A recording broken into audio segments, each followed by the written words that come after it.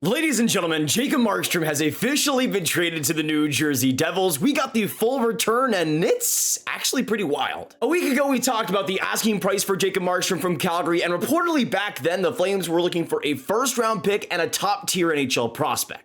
But now with the deal announced, Markstrom going to New Jersey, did the Flames get what they wanted? Is this the solution for New Jersey long-term in net? And which NHL team do I think wins this deal? New Jersey or Calgary? Well, make sure you watch till the end because we're going to be breaking down every little piece of this deal. And hit that subscribe button if you're new for more hockey content just like this, because there is a lot more trades this offseason that we're going to be covering. Now, with this Jacob Markstrom deal actually happening, it's pretty hilarious because we almost saw this deal happen at the deadline. Markstrom, of course, was having a great season with Calgary, and the Devils wanted to get him at the deadline just a few months ago. And famously, the Calgary Flames, no pun intended, kind of got cold feet by the time the trade was really progressing and ended up not trading Markstrom at all. But as we would later learn, Calgary's appetite for a trade started to kind of be rejuvenated a little bit after the playoffs began, and we've started to hear a lot in the last couple of weeks about Markstrom again being dealt and New Jersey again being the front runner. We could really tell that New Jersey was pissed off that they couldn't make a deal happen at the deadline, and man, with it being announced today, they made sure that it happened.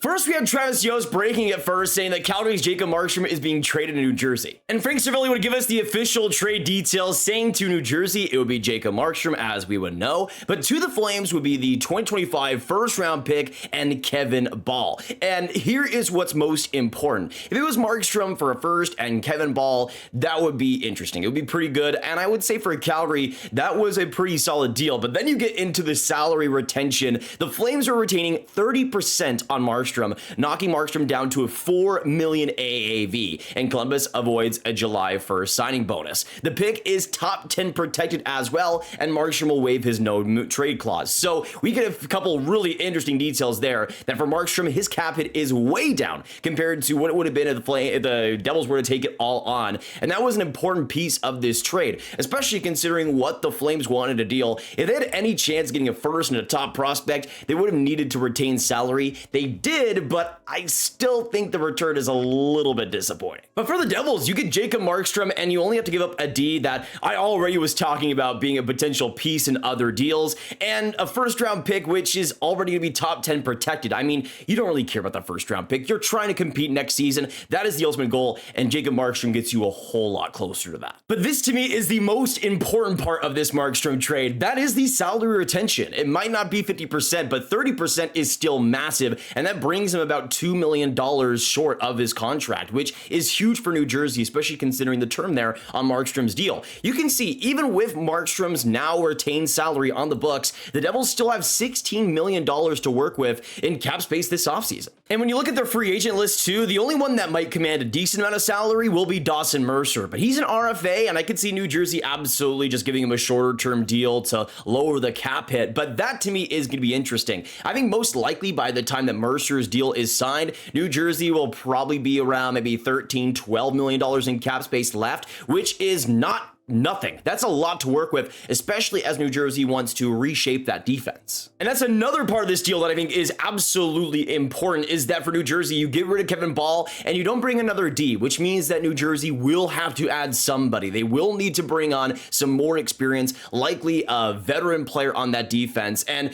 even though you could see Marino and Siegenthaler potentially move, to me, those are guys that you keep if you're New Jersey. You hope that both of those guys have rebound seasons, but not just does this affect the goaltending for them, it affects the rest of the roster, and especially that defense, which I think is going to look almost completely different next year. But now you look at the tandem that the Devils have, where you have Markstrom at 4.1, and you also have Jake Allen at 1.9 million. Although both of those guys are on the older side of things, to me, this is a pretty good tandem, especially for the cap hit. I mean, it would average out to about $3 million per, and Jake Allen, especially as a backup, I still think can provide some pretty great goaltending. He did that for New Jersey, even in a pretty big role in 13 games last year, having a 900 save percentage. He had some brilliant saves as well during that stretch. But then you have Jacob Markstrom, who can come in as the full-time starter and finally give New Jersey some confidence, some actual consistent ability. And to me, that's what's most important here. I mean, New Jersey's gone from goaltender to goaltender, inconsistency to inconsistency. But now I think Markstrom in a position where Allen can be his backup too.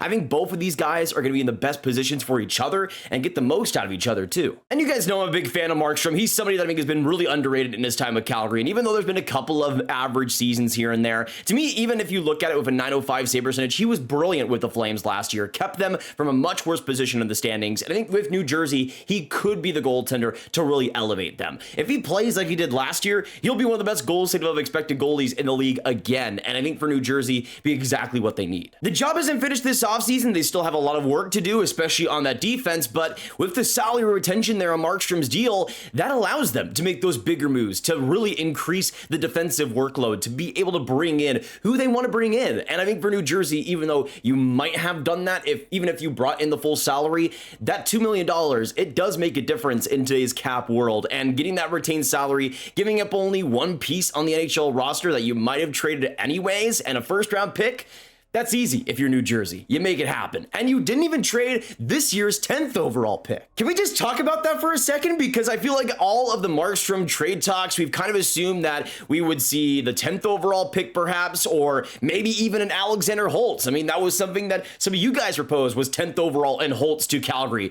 But neither of those assets is going back to the Flames. And now here's the thing, because we've already heard that Tom Fitzgerald wants to potentially trade that 10th overall pick. They could get Markstrom and a top D in two separate deals without giving that 10th overall pick in this Markstrom deal. It gives them even more flexibility to add to the defense like they want to. And onto the other asset they didn't give up in Alexander Holtz, who I thought would have been a lock in a Jacob Markstrom deal. He's somebody that for New Jersey you can keep on and maybe try to get the most out of. I still think there could be some offense there and a player that could be a 20 goal scorer someday. I mean, he got close at 22 years old, getting 16 goals this last year. He, to me, can still be a positive asset for New Jersey. And he's still growing. I mean, he's only going to be turning 23 halfway through next season. I would have automatically assumed that he would be a part of the deal and kind of be like the Shranagovich and the Toffoli deal, where Calgary is able to bring on this younger player and get the most out of them. But the fact that they kept Holtz is honestly pretty impressive. But you guys can tell I love this deal for the New Jersey Devils. But let's take a look at the Calgary Flames side of things. Yes, you retain salary. Yes, that to pick is top 10 protected. But let's look at what they actually did get here. First, of course, on the player side, you get Kevin Bahl, who I think is going to be an impressive, physical, tall defenseman for them.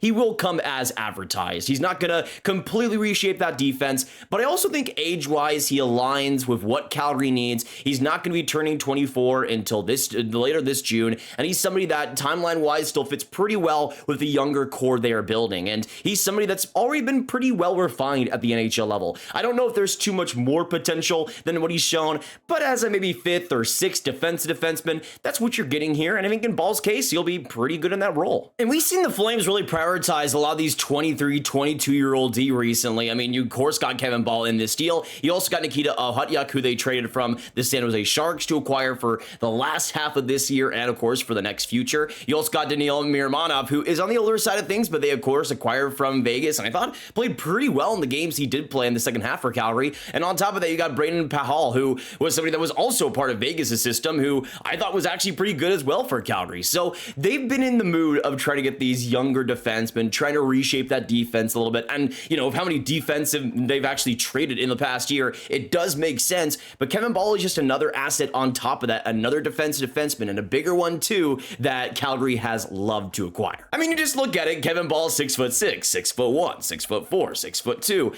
I think Calgary has a type. And hey, for the Flames, you get a depth defenseman and somebody that will be on your roster for a long time. And you, of course, get that first round pick, which is still a pretty good asset. And in New Jersey's case, most likely it'll be in that 16 to 25 range. Maybe New Jersey's able to get back to a strong contender, but I think at the very least, they will be a playoff team. So for the Flames, it will be another later first round pick. But at the same time, for a 34-year-old goaltender who wasn't going to be a long-term part of your team, that's still okay. And like we mentioned in that last Markstrom video, to me, it was essential that the Flames traded somebody, whether that was Markstrom or whether that was Villar. It was a necessity for the Flames to get rid of a goaltender and open up a lane finally for Dustin Wolf. I mean, he's somebody that has been scraping, trying to get a role at the NHL level, but it's just been impossible. He has a great starting goaltender ahead of him and a backup goaltender who's just getting paid a lot, so of course he's going to be on the roster. It was impossible for Wolf to really get full starting minutes, and doesn't actually get the opportunity that I think he deserved. But now I think the time has been fully realized for Calgary to go in the Wolf direction. And he's somebody that at the end of last year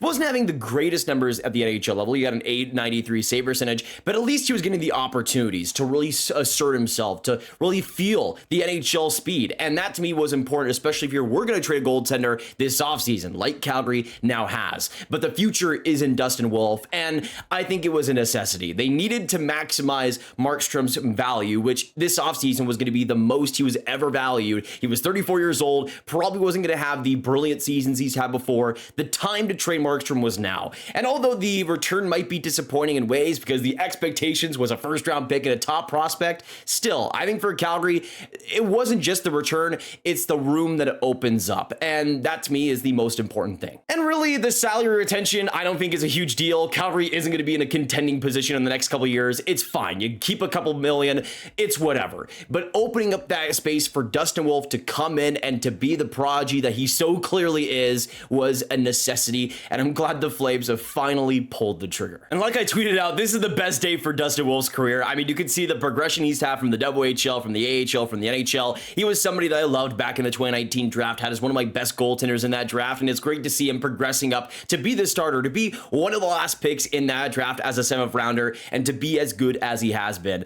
I cannot wait for the Dustin Wolf era to officially start in Calgary, and also for the Flames to just be a worse team. And that sounds bad, but I feel like the Flames for so long have needed to go in at least a retooling direction, at least tear down a bulk of that roster. This was the perfect time to do so. Craig Conroy has seen the future. He's seen how much he's needed to build for the next generation. And we're starting to see that fully come up, and we're starting to see that fully realized. I don't think it'll be a complete teardown rebuild like the Sharks are going through, for instance, but I think for the Flames, it's at least something. They aren't trying to contend. They aren't trying to be the 16th place team every single year. They're aspiring for something greater. And you know what? For the Flames organization, that is a win. Now, even though in pure assets, I think the Devils are clear winners in this trade. For the Flames, they still get a first-round pick, they still get a solid player, and a lot of it was about the players they're offloading in Markstrom, the opportunity they're given to Dustin Wolf.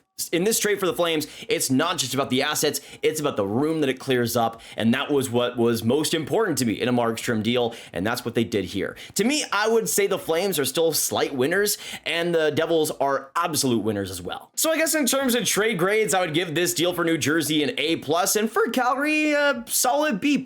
Nothing insane, but still pretty good. But I would love to know your thoughts down below on this Markstrom trade. What do you think about it? Who do you think comes out on top? Do you think it's New Jersey? Do you think it's Calgary? And what do you think of every asset here? I would love to know your thoughts down below. Of course, hit that like button, subscribe, and hit that notification bell if you want to see more news breakdowns just like this. And I will see you in the next one. I hope you have a fantastic hockey day, and goodbye.